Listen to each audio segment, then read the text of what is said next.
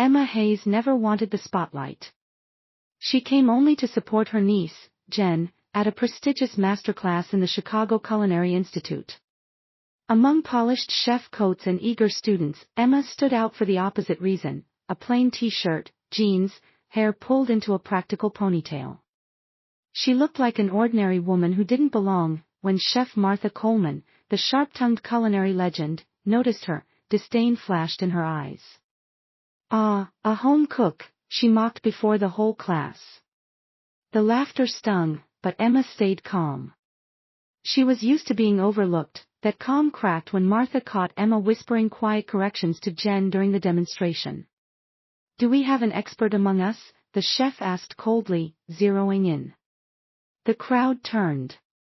Emma's hands betrayed her, faint burns, calluses, and scars that only came from years on the line. "Those are cook's hands," Martha observed.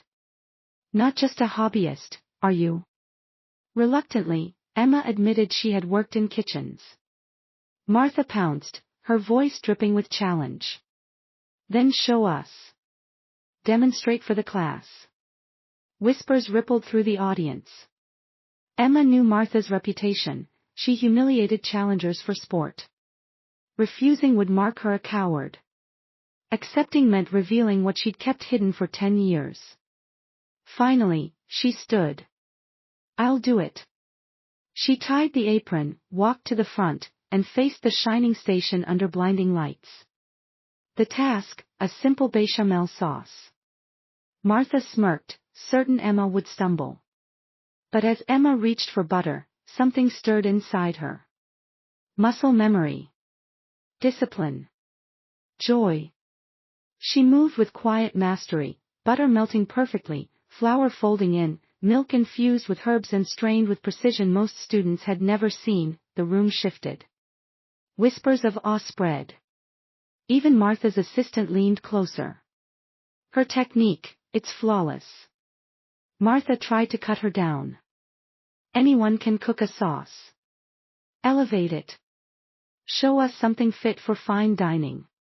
She offered truffles, parmesan, lobster stock, advanced ingredients meant to trip her up.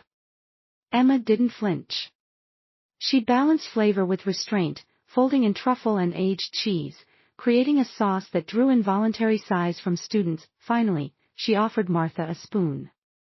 The master chef tasted, and for one unguarded second, her mask slipped. Her eyes widened. The sauce wasn't just good. It was extraordinary, but Martha wasn't ready to surrender.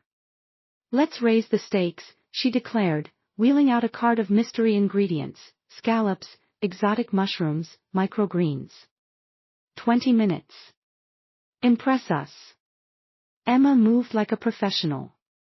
Her knife flashed, scallops cleaned with rare precision.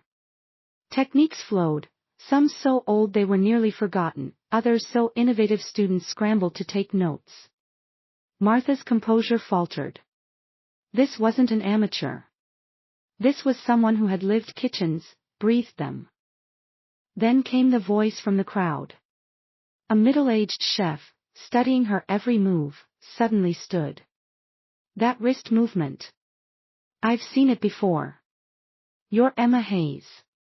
The room erupted. Phones appeared, names were searched. Murmurs became shouts: "The Emma Hayes. The 10-time international champion.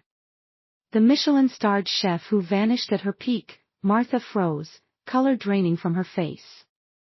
Memories flickered. Copenhagen, 2013, where a young Emma had bested her in competition. She looked at the woman in front of her, plain clothes and quiet presence, and realized the truth. Emma plated her final dish with elegance and set it down just as the timer buzzed. 20 minutes, flawless execution. Only then did she lift her gaze to the stunned crowd. "I prefer just Emma now," she said softly. The room fell silent. The myth was standing before them, not in chef whites but as a woman who had chosen a different life.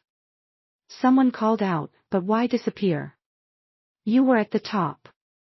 Emma thought for a long moment before answering. "Because I forgot why I loved cooking." It became about critics, competitions, and pressure. The best meal I've made in years was a simple Sunday dinner with my family.